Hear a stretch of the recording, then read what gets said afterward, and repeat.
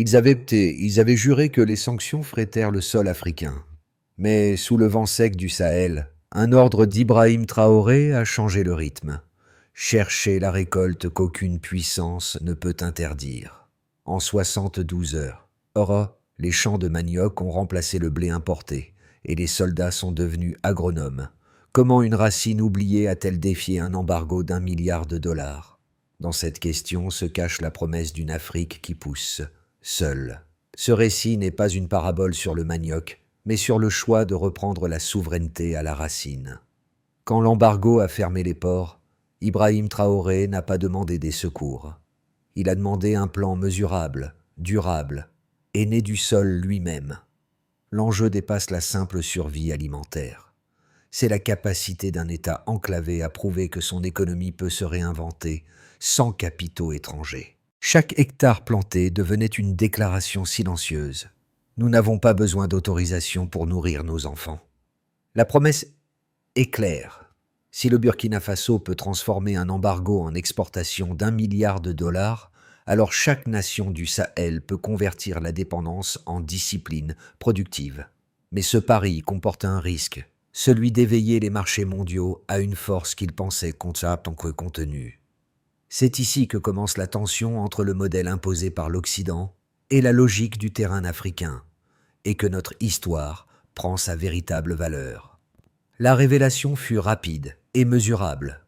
En 3 jours, le Burkina Faso lança le plan manioc et ordonna à 12 provinces de convertir leurs champs touchés par l'embargo. Les chiffres racontent mieux que les slogans. 72 heures, 80 000 emplois, 1 milliard de dollars visés d'ici 2026. Cette mini-révélation fut le moment où la résistance devint méthode. Sous l'impulsion d'Ibrahim Traoré, les ministres, vétérans et ingénieurs se rassemblèrent dans un conseil de crise. Leur mission, trouver une culture qui ne dépend d'aucune graine brevetée, d'aucune certification venue d'Europe. Le manioc, longtemps relégué aux marges, gaspillage, apparut comme l'arme tranquille de la survie. Résistant à la sécheresse, il pousse, sans engrais importés, se stocke sous terre pendant des mois et se transforme en farine, éthanol ou nourriture animale. En d'autres termes, une récolte que nul embargo ne peut étrangler. Très vite, la dynamique gagna le pays. Les radios diffusaient ça des consignes en mouré et en fulfulde. Planter la racine qui ne peut être interdite. Les jeunes agriculteurs, privés de marchés extérieurs, troquaient leurs tracteurs contre des boutures venues du Nigeria. Des coopératives éclosaient en une nuit. Des camions militaires livraient les plants. Des ingénieurs installaient des séchoirs solaires à Bobo-Dioulasso et Kaya. Le terrain se remplissait de gestes, pas de discours. Mais le plus frappant fut psychologique. Pendant des décennies, l'aide internationale avait défini la dignité. Désormais, la production la redessinait. Le Burkina Faso cessait d'attendre. Il produisait, emballait, exportait. L'embargo, pensé pour isoler, devint catalyseur d'une économie neuve. Et derrière chaque sac de farine, il y avait cette même phrase, répétée comme un serment. Nous ne mendierons pas pour manger ce que notre terre nous donne. Au sud du pays, dans le district de Koudougou, un jeune homme du nom d'Idrissa Sawadogo incarna le plan de Ibrahim Traoré avant même qu'il ne soit théorisé. Ancien chauffeur de camion de maïs, il perdit son emploi quand l'embargo ferma les routes commerciales. En 3 jours, il vendit son véhicule, acheta des boutures de manioc et planta 20 hectares de terre sèche. Quand les premières racines sortirent du sol, les marchés locaux changèrent de visage. Le manioc, jadis nourriture de crise, devint symbole de dignité. Autour de lui, des dizaines de coopératives suivirent.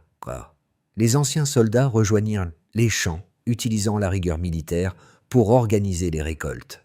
Les femmes, autrefois reléguées à la vente de farine importée, prirent sur la tête des unités de séchage et d'emballage. À Kaya, des ingénieurs du Mali installèrent des séchoirs à énergie solaire. Au nord, des étudiants formèrent des réseaux logistiques pour relier les villages aux entrepôts. Chaque acteur du pays devenait une pièce d'un mouvement sans slogan, fondé sur la méthode et la patience. Les effets ne se firent pas attendre.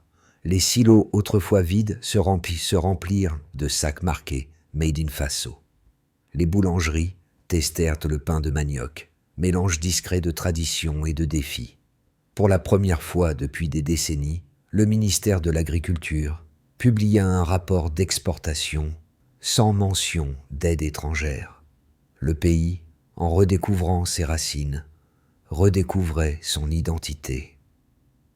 La trajectoire d'Idrissa annonçait ce que le monde allait bientôt connaître. Un tournant où la souveraineté se mesurait non plus par les discours, mais par les tonnes récoltées. Tout commença par une alerte à Bruxelles. Un mémo de la Commission annonça la suspension de 70 millions de dollars d'achat de céréales sahéliennes. En une semaine, les silos du Burkina Faso débordaient de grains, invendus. Les camions restaient immobiles sous le soleil, moteurs éteints, chauffeurs au chômage. La nouvelle circula jusqu'à Ouagadougou. Le pays qui nourrissait le monde ne pouvait plus vendre sa propre récolte. Cette nuit-là, Ibrahim Traoré réunit son état-major dans une salle sans caméra. Autour de lui, des agronomes, des vétérans, des économistes, tous appelés à repenser l'économie du sol. Son ordre tenait en une phrase : trouver une culture qu'on ne peut sanctionner. L'aube suivante, la réponse monta du sud, le manioc, simple, rustique, inarrêtable. 72 heures plus tard, un décret présidentiel lança le plan de souveraineté agricole. 12 provinces furent réorientées. L'armée distribua des boutures, les stations de radio diffusaient les consignes en mouret. Planter ce que personne ne peut interdire. Le message se répandit plus vite que les semences. Les premiers effets apparurent au bout de 3 mois. Des marchés locaux remplis d'amidon, des camions militaires transformés en transporteurs civils, des files de jeunes venus apprendre la fermentation et le compostage biologique. Les chiffres grimpaient. Plus de 120 mégawatts d'énergie renouvelable consacrés à la transformation, 80 000 emplois créés, dont 40% dirigés par des femmes. Les économistes étrangers parlaient encore de populisme, mais sur le terrain, le réalisme triomphait. La deuxième phase débuta quand les ingénieurs maliens et vietnamiens rejoignirent les ateliers de séchage. Les usines de Bobo Dioulasso produisaient désormais farine, éthanol et alimentation animale. Le manioc cessait d'être symbole de pauvreté. Il devenait moteur industriel. Les coopératives fusionnaient en unions régionales, reliées par les nouveaux corridors AES jusqu'au port du Bénin. Chaque tonne exportée portait le double sceau du défi et de la fierté. Puis vint la réaction extérieure. À Paris, on parla de « rébellion du manioc ». À Londres, les marchés redoutaient une perte d'influence sur les céréales africaines. Les tabloïds ironisaient, mais les statistiques du commerce international racontaient autre chose. Les exportations de manioc du Burkina Faso venaient de tripler en un trimestre. Pour la première fois, le mot embargo se liait au mot opportunité. À Ouagadougou, les rues vibraient d'un sentiment nouveau. Les affiches officielles montraient des visages d'agriculteurs, non de politiciens. Les écoles diffusaient des chants sur la racine de la liberté. La souveraineté cessait d'être discours, elle devenait rythme collectif. Et, tandis que les camions roulaient vers les raffineries, la question s'étendait comme un écho. Jusqu'où une nation peut-elle pousser quand elle ne demande plus ? Les mois suivants transformèrent la rhétorique en données. Le ministère publia ses premiers indicateurs officiels. Les exportations agricoles avaient bondi de 3,10% en un an, tandis que les importations de farine baissaient de 68%. Le delta entre dépendance et autonomie se mesurait enfin. Pour Ibrahim Traoré, ces chiffres n'étaient pas des trophées, mais des preuves que la souveraineté pouvait s'exprimer en colonnes comptables. Le premier indicateur concernait la productivité. Une tonne de manioc exigeait 60% d'eau en moins que le maïs. Cela signifiait des récoltes viables, même pendant la saison sèche, et des économies d'énergie considérables sur les systèmes d'irrigation. Les chercheurs burkinabés appuyés par des ingénieurs indiens, installèrent dans des capteurs pour suivre l'humidité des sols. Les résultats, publiés en septembre, confirmaient la tendance. Rendement moyen supérieur de 35% aux estimations initiales. Le deuxième indicateur touchait l'emploi. Les coopératives rurales, enregistrées auprès du ministère du Travail, rapportèrent 1000 postes créés, dont 40% tenus par des femmes. Chaque emploi devenait un pivot social, moins d'exode rural, plus d'implication civique. Dans les villages, la présence d'anciennes brigades militaires converties en ingénieurs agricoles renforçait la discipline de production. Le travail n'était plus un secours, mais une forme d'appartenance. Le troisième indicateur révéla l'impact énergétique. Le pays avait mobilisé 120 MW d'énergie renouvelable pour alimenter les usines de transformation. Cette autonomie électrique limita les coûts d'importation de carburant et attira des investisseurs régionaux. Le manioc, jusque-là culture invisible, alimentait désormais une chaîne de valeur complète. De la racine au stockage, du séchage à l'éthanol. Une économie circulaire naissait sur les cendres de l'embargo. Ces trois chiffres, eau, emploi, énergie, formèrent le socle du rapport annuel remis à l'Assemblée nationale. Mais les statistiques ne disaient pas tout. Elles cachaient une mutation culturelle, la confiance. Les producteurs commencèrent à comparer leurs résultats, à publier leurs rendements en ligne, à échanger des conseils de compostage. Cette transparence, rare dans la région, inspira les pays voisins. Les délégations du Mali et du Ghana vinrent étudier le modèle, espérant dupliquer le ratio. $1 d'investissement local, $3 de valeur ajoutée. Pendant ce temps, les économistes occidentaux ajustaient leurs projections. Les prix mondiaux de l'amidon, influencés par l'afflux du manioc burkinabé, avaient chuté de 12% sur les marchés européens. Leur propre dépendance venait d'être exposée. L'équation initiale, embargo égale asphyxie, venait de s'inverser. Sanction égale propulsion. Et pour Ibrahim Traoré, cette inversion n'était pas un miracle, mais une équation de discipline. Là où d'autres voyaient la rébellion, lui voyait simplement la rigueur d'un peuple qui compte, mesure et récolte. Les critiques ne tardèrent pas. Dans les colonnes économiques de Paris et Londres, certains experts qualifièrent la politique d'Ibrahim Traoré de populisme agraire, estimant qu'un modèle sans aide étrangère ne pouvait survivre à long terme. D'autres avertirent que la spécialisation autour du manioc rendrait le Burkina Faso vulnérable aux fluctuations du marché.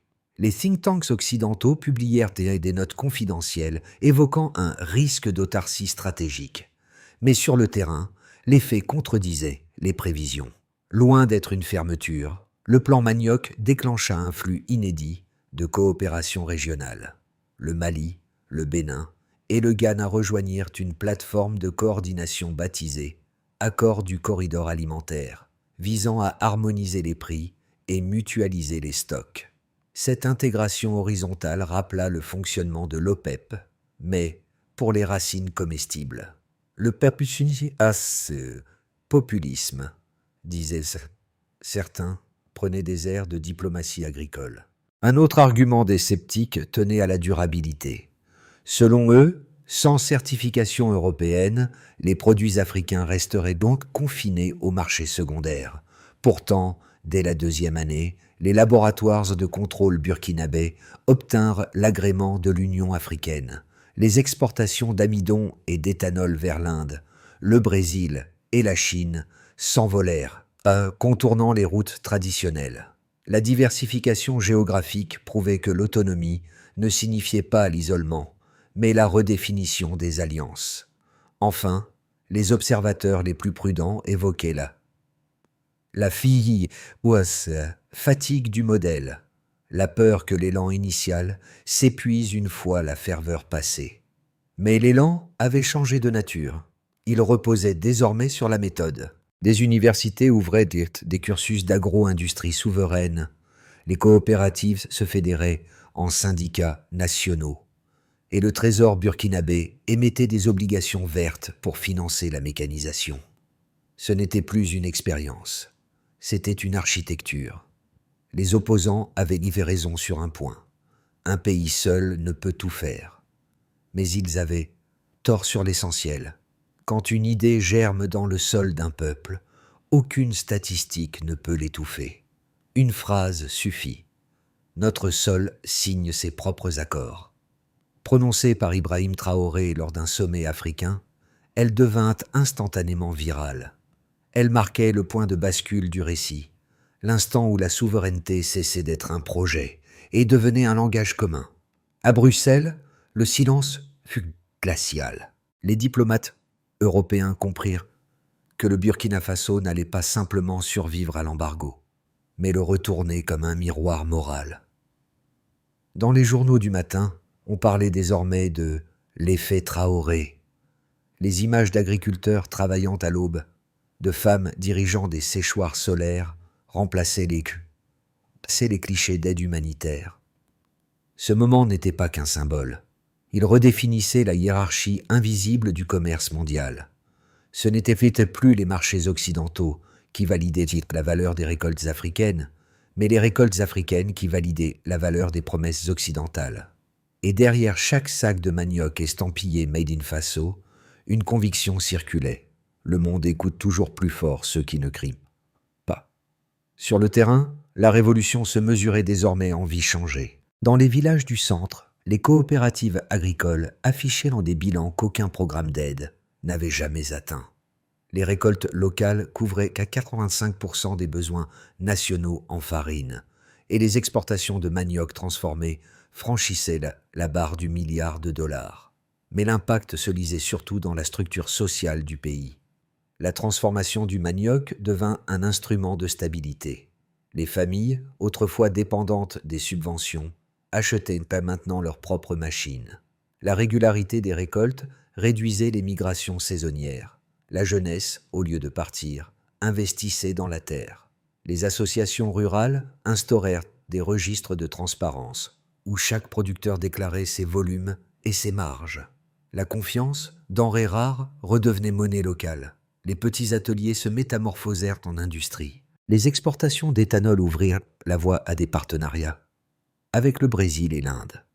Les banques régionales, longtemps prudentes, débloquèrent des crédits à taux préférentiels pour les coopératives. Les routes rénovées par l'armée facilitaient la logistique et réduisaient les pertes post-récolte.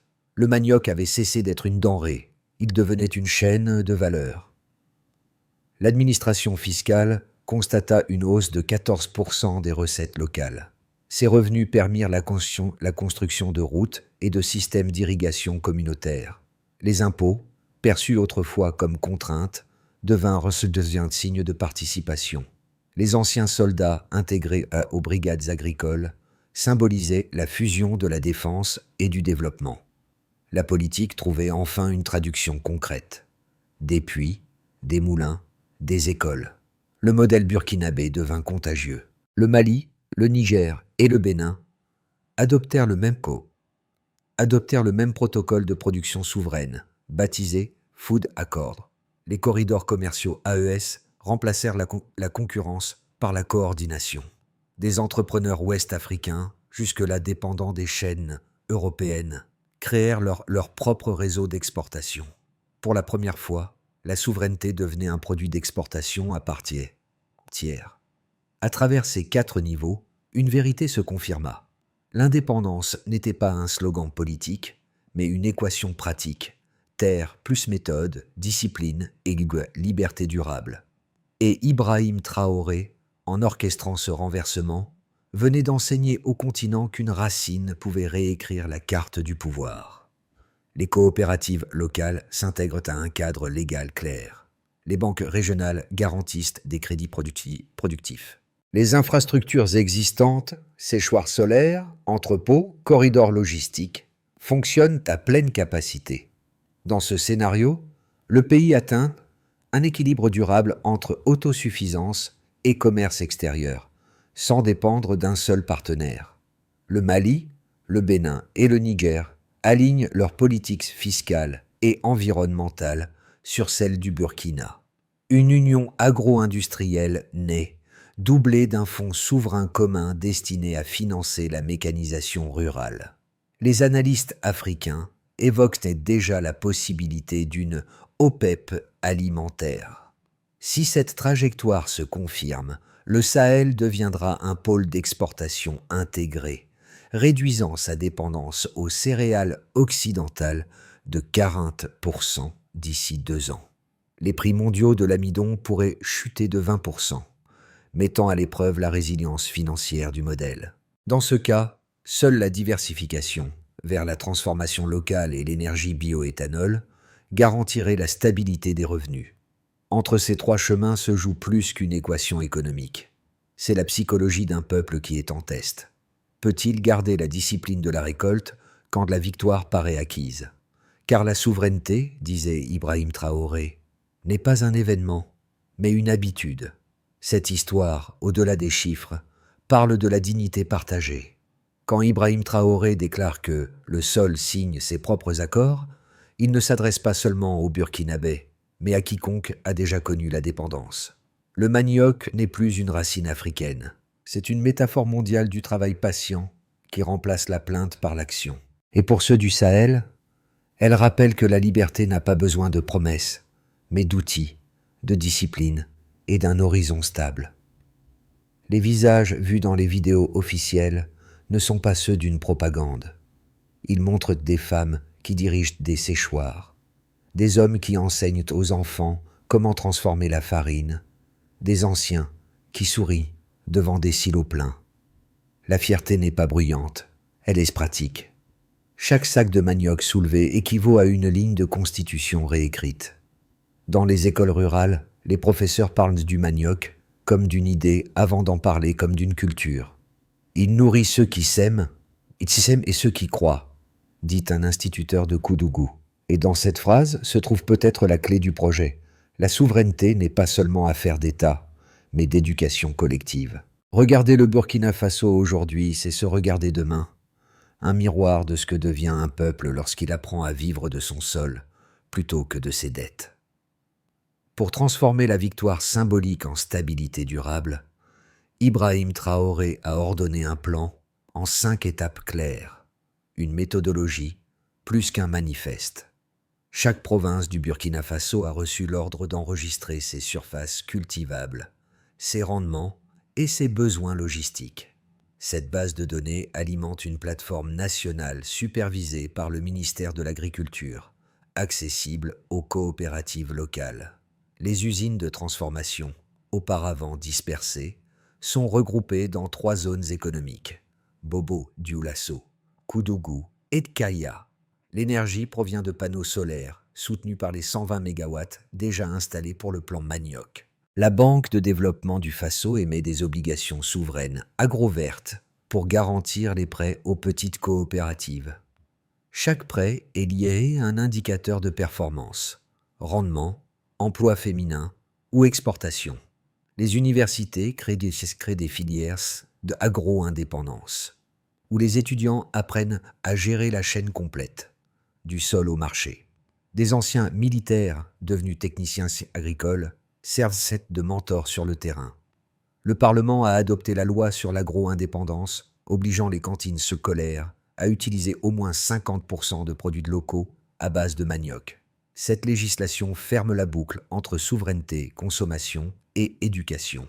L'ensemble compose un système mesurable, réplicable et, surtout, transmissible. Comme le résume Ibrahim Traoré, la souveraineté n'a pas besoin de miracles, seulement de méthode. Le soir tombe sur le Sahel et la lumière glisse sur les champs de manioc. À Bobo-Dioulasso, Ibrahim Traoré marche parmi les ouvriers qui ferment les entrepôts, leurs mains couvertes de poussière blanche. Autrefois symbole de pauvreté, la farine est devenue l'empreinte d'une renaissance. Le président ne parle pas de triomphe, il parle de continuité. Autour de lui, les anciens murmurent que la révolution pousse à nouveau, cette fois sans armes, sans slogan, seulement avec des racines. Les caméras capturent des visages calmes, fiers, comme ceux d'une génération qui a troqué la peur contre la compétence. Le manioc, culture modeste, est devenu miroir d'un peuple entier. Il reflète la certitude que la souveraineté n'est pas un privilège, mais un travail quotidien. Dans les écoles, les enfants chantent « Celui qui nourrit sa terre nourrit sa liberté ».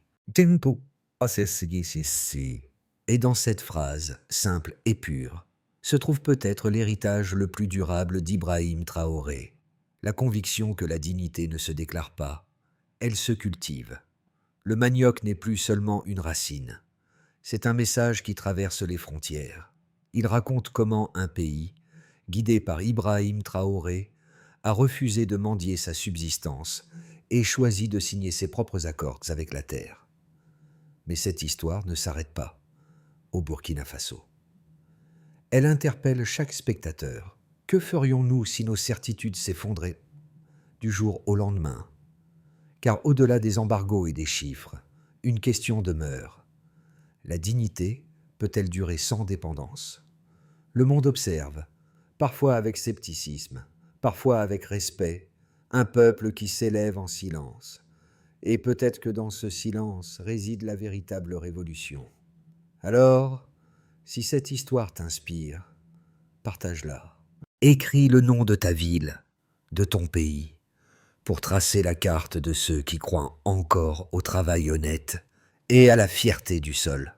Car tant qu'il existera des mains pour semer, aucune sanction ne pourra arrêter la croissance de la dignité.